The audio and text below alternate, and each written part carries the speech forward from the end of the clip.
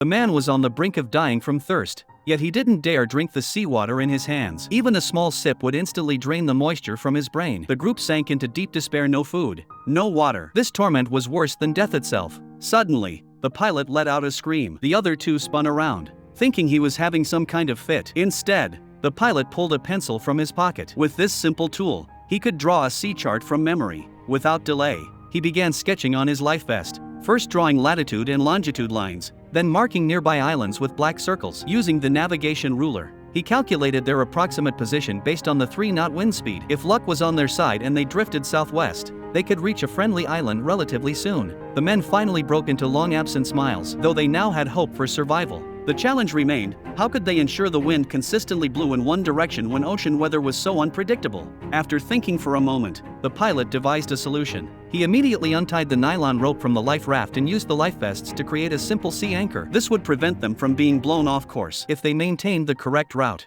they could reach land in about 7 days, barring any mishaps. With renewed hope, the men became as cheerful as children, though their parched throats were unbearable. These 3 men, none of whom were religious, began praying for rain. Though it seemed foolish, their prayers were answered. By midnight, it seemed the heavens had heard them. A downpour began. Ecstatic, they scrambled to collect every drop with whatever containers they had, greedily drinking with open mouths. This was their first taste of fresh water in 5 days. The water restored some of their strength, but the food problem remained unsolved. Jack had been fishing for a week without success. The fish seemed to mock him, swimming around his hook but never biting. Growing increasingly frustrated, Jack took out a small knife and angrily stabbed at the water. The next moment, he struck what he thought was the life raft, earning a furious rebuke from the pilot. Just then, the knife met powerful resistance. Jack realized he hadn't hit the raft after all. He'd speared a shark. As they pulled it up, the 3 men immediately pinned down the shark to prevent it from escaping back into the sea. Jack repeatedly stabbed the shark until they were certain it was dead.